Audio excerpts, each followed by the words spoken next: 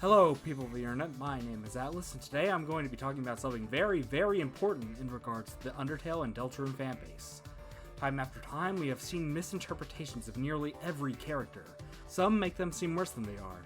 Some make them seem better. Some miss the point entirely. And while this has happened to nearly every character at some point, there is one that stands out among the rest. One that has been misconstrued as not just a being of pure malice by the masses, but as one that lacks importance, when neither of these are true. That's right, we're talking about Snowy, aka Snowdrake. The common consensus on Snowy among the fandom is that he's an unfunny hack who's already wasted his life before graduating high school, that he deserved to get amalgamated or die in Deltarune instead of his mom, and that Kara is absolutely based for wanting us to kill him so bad. And while there may be some truth to these claims, I still think it's important to examine every character to see if there's more to their story. After all, if there's anything this game has taught us, it's that we should look for the good in even the most vile, despicable creatures alive, even Snowdrake. So let's start out with the basics. In Undertale, Snowy's a young teen who ran away from home after his mom died because his dad was extremely harsh when it came to his aspirations in comedy. It's like Dad Drake says, he's a terrible father. This is likely what led to Snowy being so desperate for laughs that he literally fights to keep a captive audience, and is also probably why he's so easily defeated by Frisk's criticism. Of course, in the pacifist route of Undertale, once Alphys reveals the truth of the amalgamates, Snowy is reunited with his mother and father and gets his happy ending.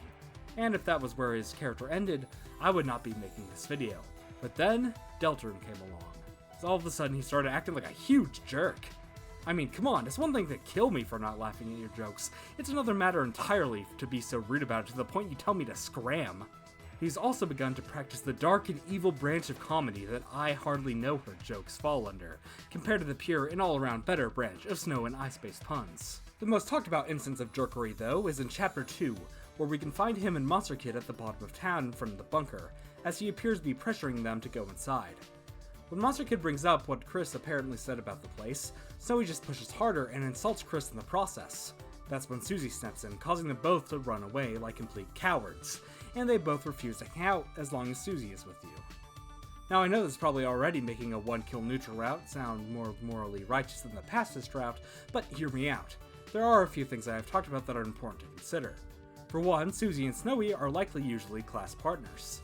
This isn't talked about much, but Monster Kid's dialogue in Chapter 1 implies that they and Chris usually team up for this kind of thing, which would leave Snowy and Susie as the final pair. His dialogue after we get paired with Susie also supports this, as he tells Chris not to listen to the others, that they'll probably survive getting beaten up, and that they'll just fail when Susie doesn't do any of the work. The way he says this implies that he's gone through the situation himself.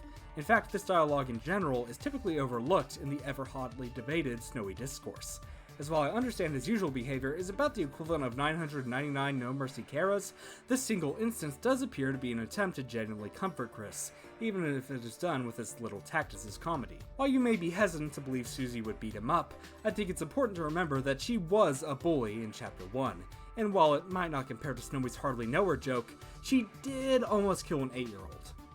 Either way, if we assume even just the failing part is true, things might not be going well for Snowy. He mentions that if he ever skipped class like Chris and Susie, his dad would kill him, which may be because of his struggling grades. He then laughs before saying that it's not even remotely funny. This seems to confirm that Snowy's relationship with his dad never improved here, which may also explain his extra aggression from poor responses to his jokes.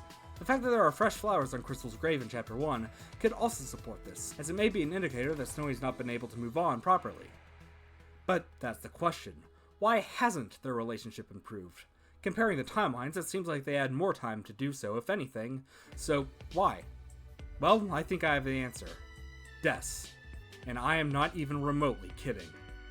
You see, the thing that got Dad Drake to reconsider his actions in Undertale was Snowy running away.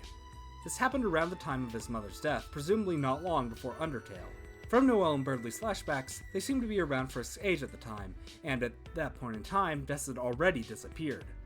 This means it's entirely possible that by the time Snowy would consider running away, he'd have already seen the effect one missing child had on the town, which could absolutely be enough to convince him not to, especially since it seemingly destroyed all of the families involved. Taking this idea farther, we can find even more parallels between Snowy and Des. Snowy's family consists of him, a parent who does not support him in his aspirations, and another parent who presumably died of an illness or something similar. Sound familiar?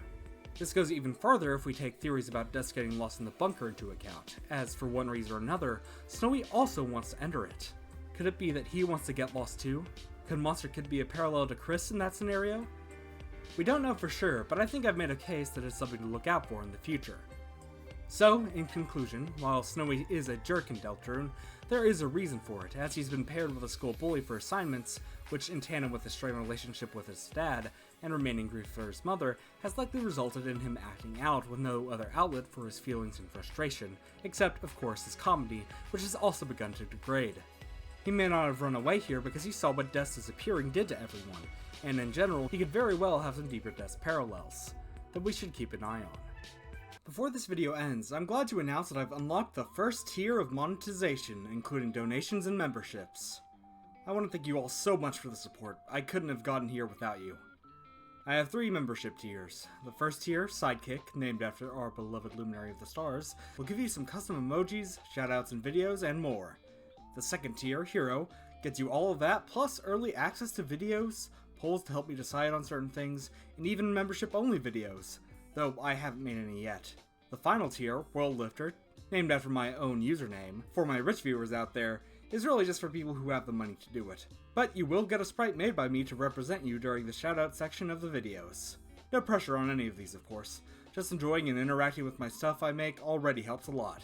Speaking of, don't forget to like, comment, and subscribe if you liked the video. All that being said, happy April Fool's Day. Drink water, remember to floss. Wait a second.